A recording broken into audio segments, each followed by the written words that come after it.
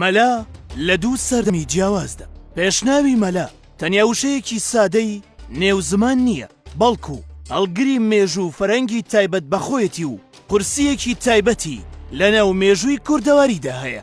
ئاغا و دەسەڵات و حکومەت و دەرەبەگەکان لە بەرەیەکی دەسەڵات و فەرمانڕەواییدا بوون. مەلاش لە بەرەی تایبەتی خۆیدا بووە و هێزەکەی کە لە ئاینەوە وەری گرتووە کەمتر نەبووە لە هێزی ئەوان، بەڵکو زۆربەی جاریش هێزی ئاینەکە کە مەلاکان نوێنەرایەتیان کردووە زاڵتر بووە بەسەر دەسەڵاتە سیاسیەکاندا، چونکە جەماوەری باوەڕداری کوردەواری پشتگیر و پاڵپشتیان بوون. خۆگەر دەسەڵاتدارێک یاخود سەرمایەدارێک یاخود ئاغایەک ویست بێتی ئیرادە ئاینیەکەی مەلا بکڕێت و هێزەکەی لە بەرژەوەندی خۆیدا بەکار بهێنێت، تووشی شکستی شەرمەزارکەر بووە، چونکە مەلاکان عیزەتی دینیان لە دەسەڵاتی دنیایی لە بەهێزتر بووە. بۆ نمونە لە سەدەی ڕابردوودا دەسەڵاتدارێکی ناوچەی هەڵەبجە هەوڵێکی لەم چەشنەی داوە. ئەم دەسەڵاتدارە کەسێکی باوەڕپێکراوی ئینگلیزەکان بووە و کۆشک و تەلاری ڕازاوی هەبووە. ئەم دەسەڵاتدارە دەبیستێت مەلایەکەیە بە ناوی مەلا حەسەنی دەزڵی و شاعیر و مەلایەکی زۆر لێ هاتووە، نامەیەکی بۆ دەنەرێت و داوای لێ دەکات بێت بۆ لای و ببێت بە مەلا و شاعیری تایبەت بەخۆی و کاری دەرباری بۆ بکات.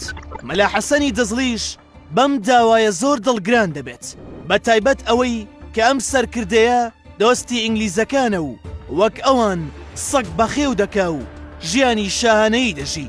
بۆیە بەنامەیەک وەڵامێکی ئەم دەسەڵاتدارە دەداتەوە و بۆی دەنووسێت سەر وەک مەسینە سەگ لەسەر سینە الخەبیثات والخەبیسین. ئاخر کام ئینسان دەستە برای سەگە، ڕەفیقی تانجیم پێ ناشرینە. قودرەت و سەروەت جاه و جەلالەت پێشکەش بەوانەی لایەن شیرینە. سەد طف و نەحلات لە قوربان قوربان لە ئاغا فەرموو یەکجارم قینە. خۆم زەلیل ناکەم بۆ فلس و دینار، ئەمەش لە سایەی عیزەتی دینە. هەیهوو چەند دوورین من و نۆکەری، ئەمەش هەر جۆرێ کاسە لێسینە. ناکەومە پینەی درۆی ئاغایان، کەوش و کراسی خۆم ئەکەم پینە.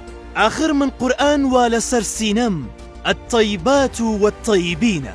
من هەڵۆی بەرزی لوتکەی داڵانیم، هەرگیز وەک قاڵاو ناکەومە چینە.